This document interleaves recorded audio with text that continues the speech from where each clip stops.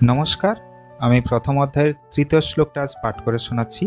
তার আগে হেডিংয়ে নিশ্চয়ই দেখে আপনারা বুঝতে পারছেন যে কিভাবে ক্ষমতা বলটা কম থাকলেও যদি আপনি ধর্ম ও ভগবানকে সঙ্গে নিয়ে চলেন তাহলে অনায়াসে অপরপক্ষের মনের মধ্যে ভীতির সঞ্চার করে দিতে পারবেন।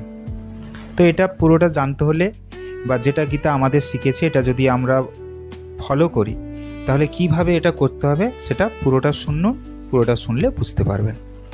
প্রথমে শ্লোকটা পড়ে শোনাচ্ছি, তারপরে ব্যাখ্যাতে আসব। শ্লোক: দ্রোণাচার্যের কাছে গিয়ে দুর্যোধন কি কথা বললেন তা এই শ্লোকে জানানো হয়েছে। দ্রোণাচার্যকে দুর্যোধন বলছেন, পশ্যৈতাং পাণ্ডুপুত্রানাম আচার্য মহতিং চমুম বুঢ়াং দ্রুপদ পুত্রেণ তব শিষ্যেন ধীমতা।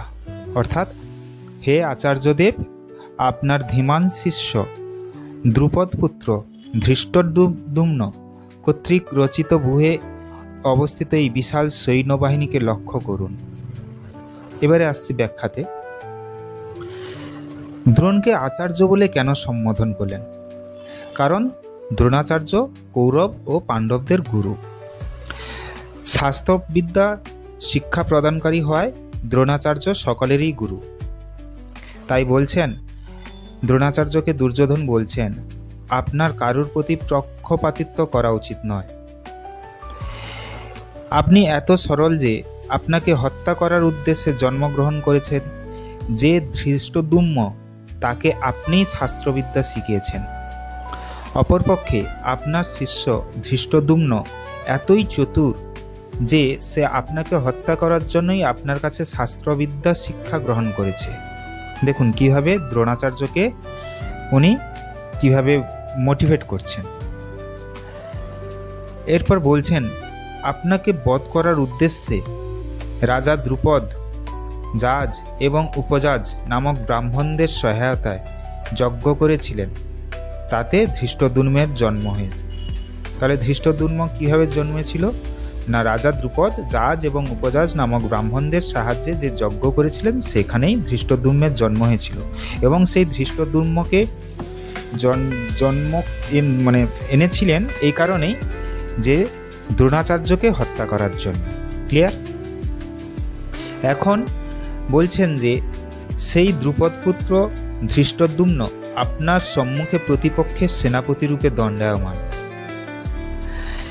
কিন্তু দ্রোণাচার্যের সঙ্গে দ্রুপদ রাজার যে শত্রুতা ছিল সেই শত্রুতাকে স্মরণ করাবার উদ্দেশ্যেই দুর্যোধন এখানে দ্রুপদ পুত্রেণ শব্দটি প্রয়োগ করেছেন। দ্রুপদ পুত্র রচিত ব্যূহে দণ্ডায়মান এই বিশাল সৈন্যসমূহকে দেখুন।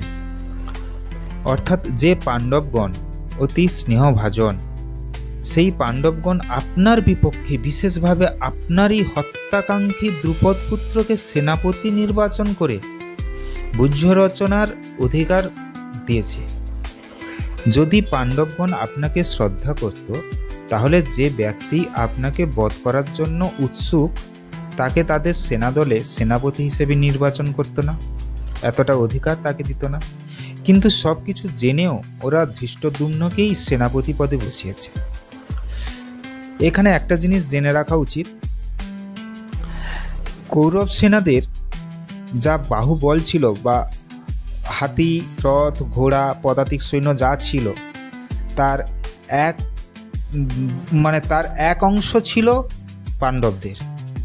পাণ্ডবদের কৌরবদের তুলনায় অনেক কম সেনাবাহিনী বা সমস্ত কিছু যুদ্ধের জন্য যা যা প্রয়োজনীয় জিনিস তা সব কিছুতেই খুব কম ছিল। কিন্তু তা সত্ত্বেও পাণ্ডবদের দেখে দুর্যোধনরা ভয় পেয়ে গেছিল।